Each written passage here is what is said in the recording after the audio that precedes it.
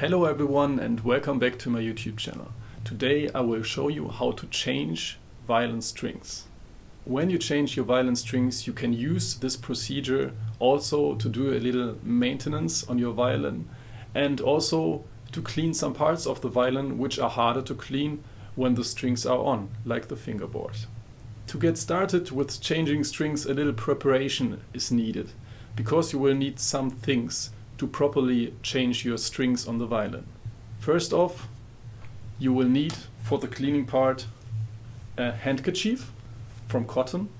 Then you will need some pack soap, which is a compound of graphite and some wax. I don't know, it works. Then you will need some eau de cologne.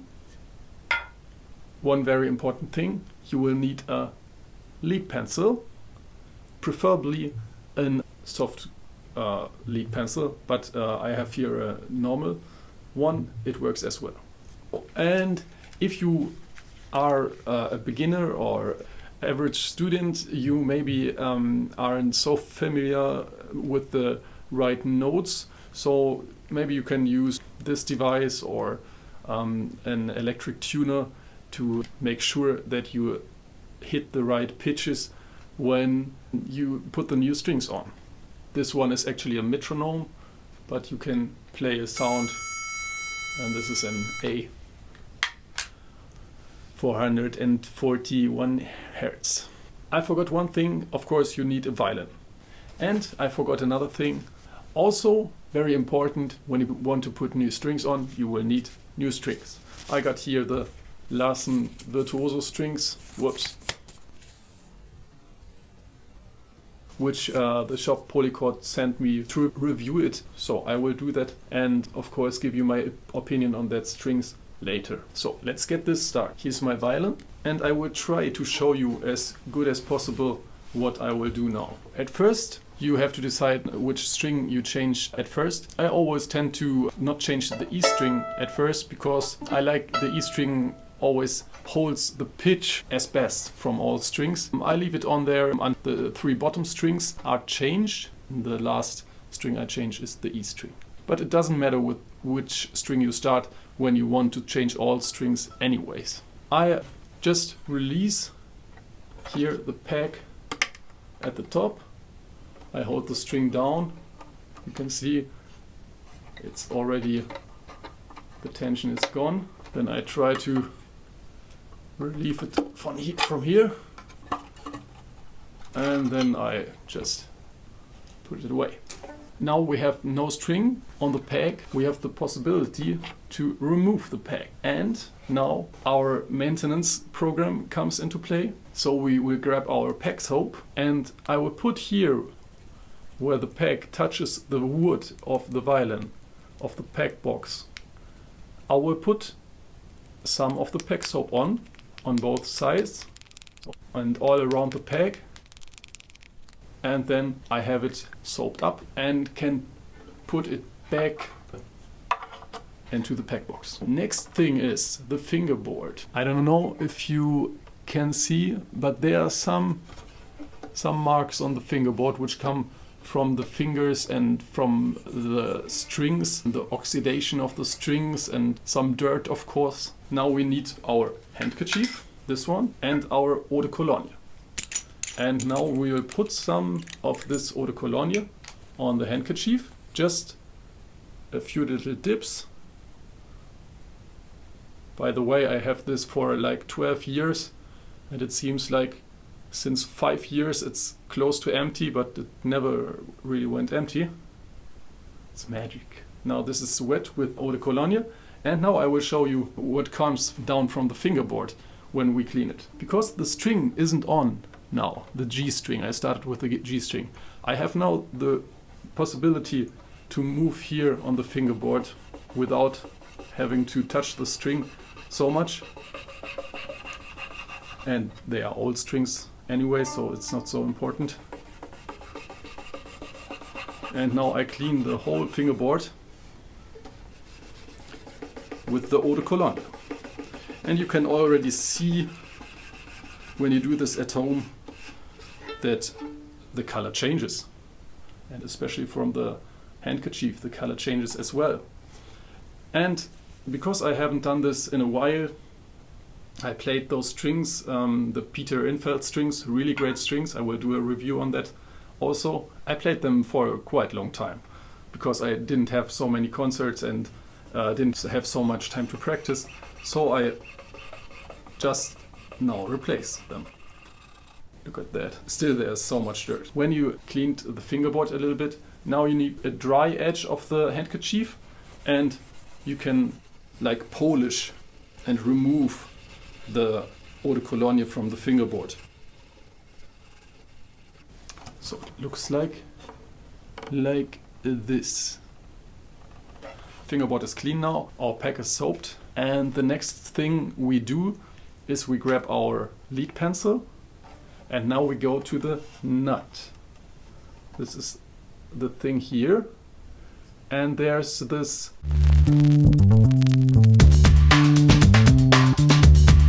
and there we put some lead from the lead pencil. Just rub it in there as best as you can.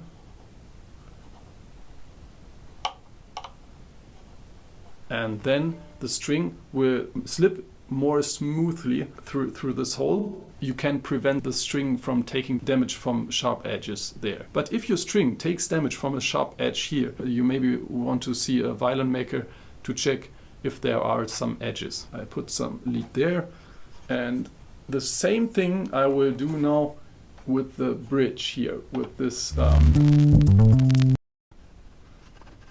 gently I put some lead there.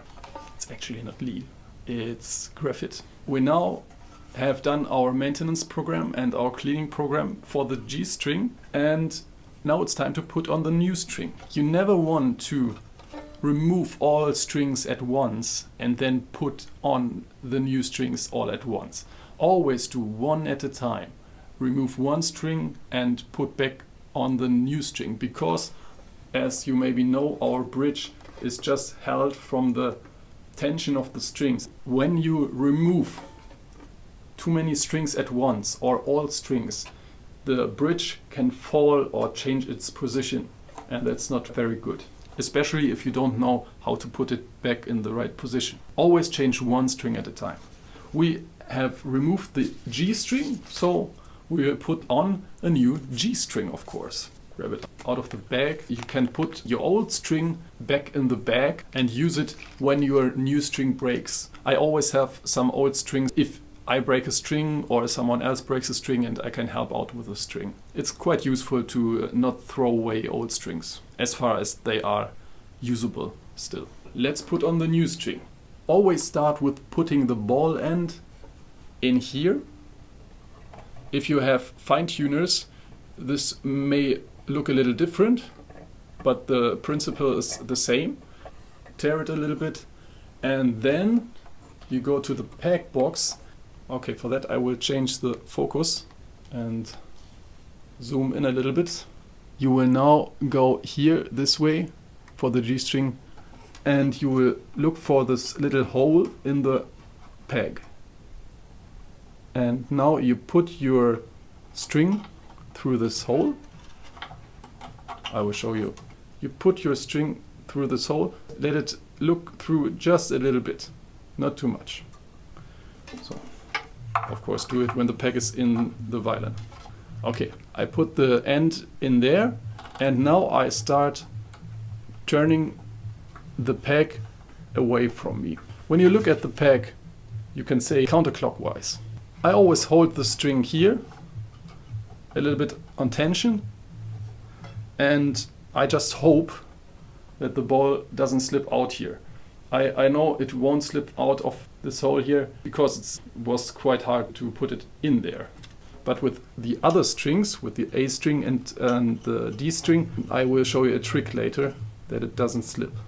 And now comes the magic part. We put in the string into the hole, and now we will start turning the peg away from us. And I always like to put a little cross there. So the string crosses itself one time, And now I start to wind it up carefully. Always put a little bit of tension with your fingers on the string. I'm tearing a little bit here so the string runs smoothly around the peg and I have control over it. So, and then in the end, when the string is fairly on tension, you want to make sure that it runs through this area here, and of course on the bridge as well. So you put it in there. It's still quite low tension. So in the end, it should look like this. I hope you can see it. There's a little cross here, and then the winding is just every round is beneath the other. Start the winding away from the peg, because the tension will otherwise, if the string goes like this, the tension of the string will move your peg out and your peg will never really get a grip. Now we are ready to tune our string.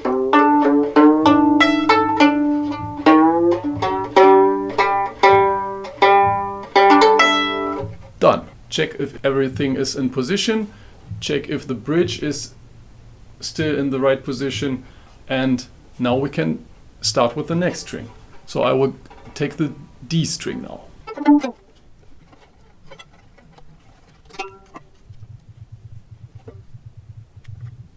Peg soap. Put the peg back in.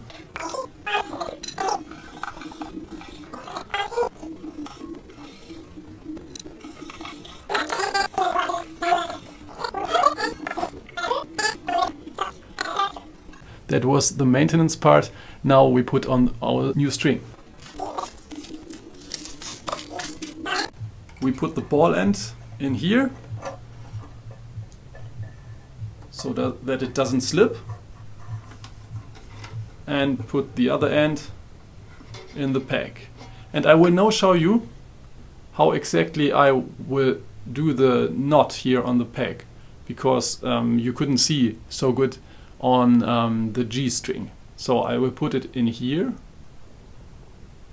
and then wind it 1 time on the side away from the peg, and then just when I come back to the second round, I cross the string and then I start winding it up. I hope you can see better here. So I will do this now on the peg box. Of course you need a little bit of practice for that. Just start changing your own strings, can't hurt.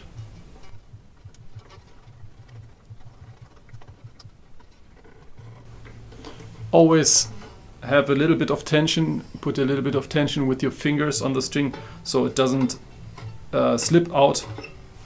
When the tension is enough, so that the string cannot slip anymore, you can put it inside at the bridge, inside at the nut, and start tuning it.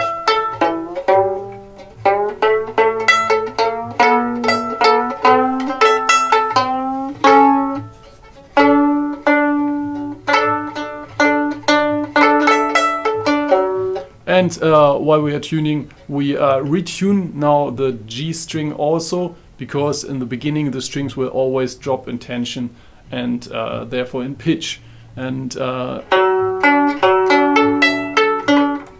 so the D string already dropped. And this is not a G but a G flat, so we go to the right pitch. Okay. So we now have changed the G and the D. Now we go to the A string and repeat the procedure. Remove the string at first. Be careful when you do that. Always start removing the string, of course, from the peg. Remove it there and then carefully take out the ball end right here. Put it away. Remove the peg. put some peg soap on it.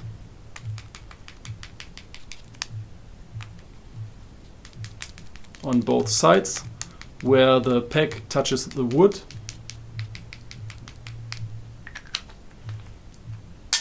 Put the peg back in. Take the handkerchief, the eau de cologne, put some eau de cologne on the handkerchief, and start cleaning the fingerboard.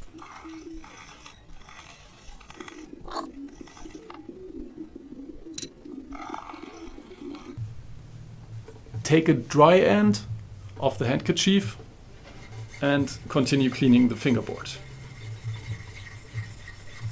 I still have some marks left on my fingerboard, but if you want, you can bring it to a violin maker and he will reshape your fingerboard. That's very useful to do that from time to time, because you really leave some marks with your fingers on the fingerboard.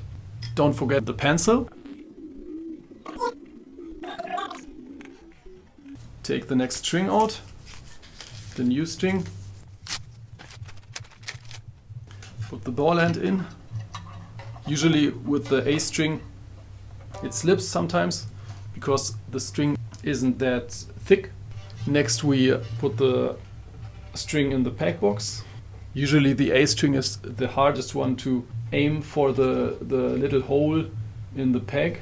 Okay, I did it, and then I do a little cross and just wind it up until it has a little tension, not too much, and continue.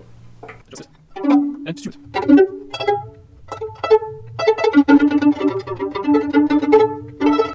Okay, so now the last string is the E string, and I would change that as well now.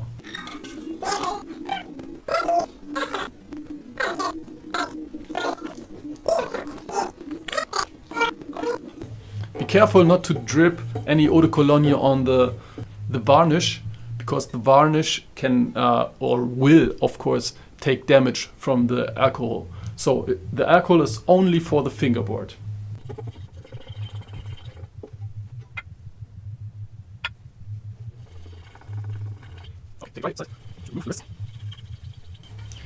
After you clean the fingerboard, it feels much better than before. So I really recommend you to do that every time you change your strings.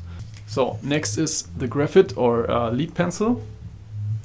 Put it in the nut and put it. I actually have here small plastic. On the E string I don't put graphite in. Actually, you don't need to do that either, because the E string usually has some plastic protection on it, which you put on the bridge. I will show you in a second. This is the E string, and here on the E string, as you maybe can see, there is a little black thing. You see it? Yeah, I think you can see it.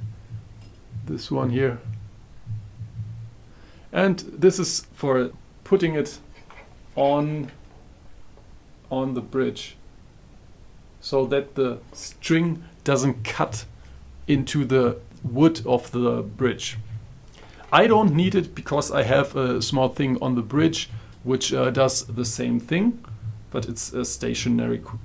You can remove it just here over the winding of the string.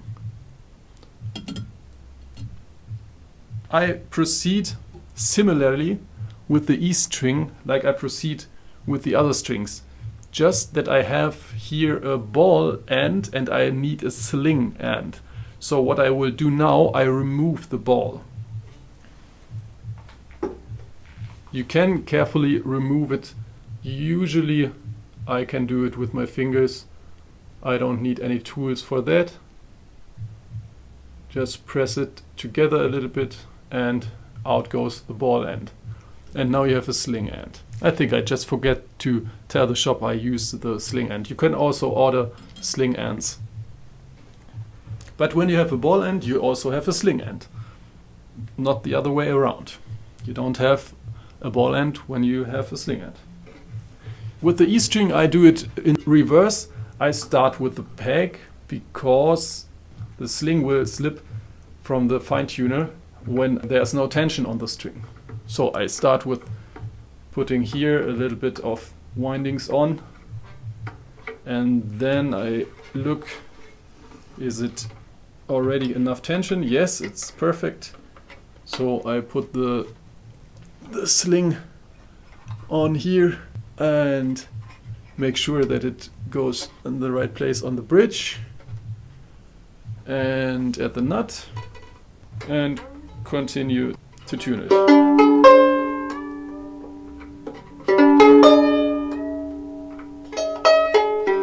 So that's not an E.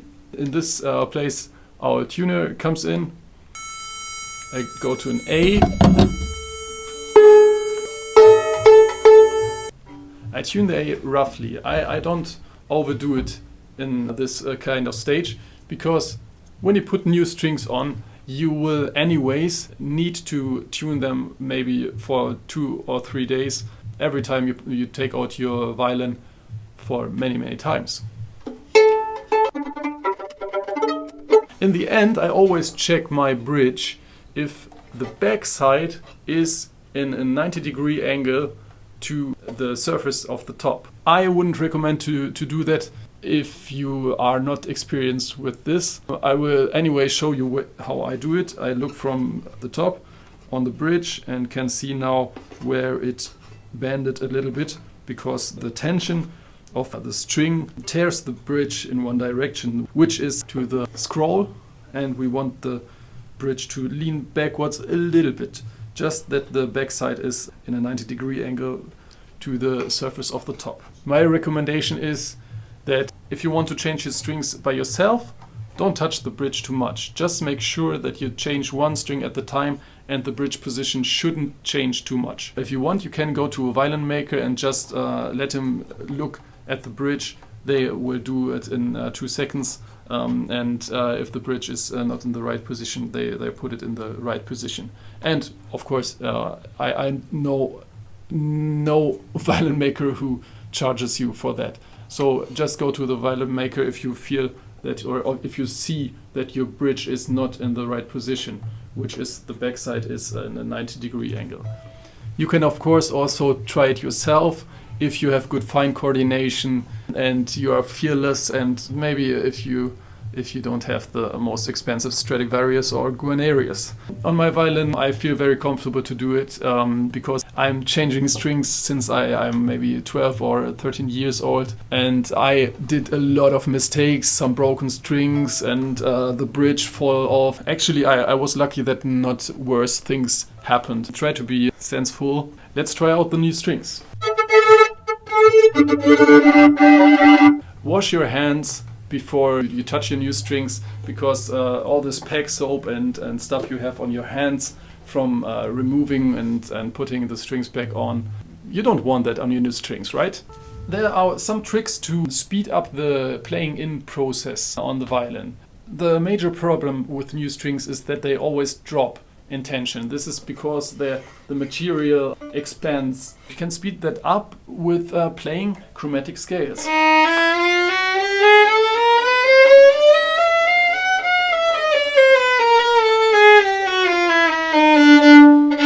Like that. And you will notice that the string will drop and expand a little bit faster. Another thing is you can practice like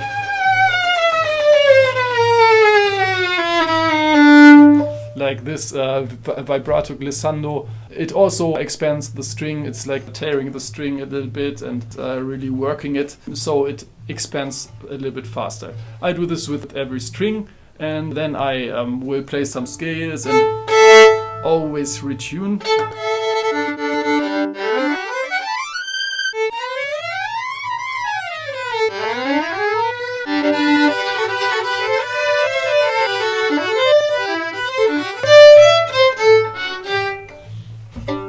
When you first play in your new strings, don't panic if they sound metallic, especially with those Larsen virtuoso strings or Larsen strings in general. They always sound very metallic in the beginning. This will go away quite fast.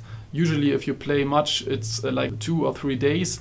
So I think that's it for now. Please leave a comment under this video if it was helpful to you and some suggestions. Maybe you have a different way to change the strings or some additions to make. Feel free to comment, and if you liked this video, if it helped you, leave a like. Yes, that's about it. Subscribe to my channel if you want. If you haven't, I see you in the next video. Bye bye.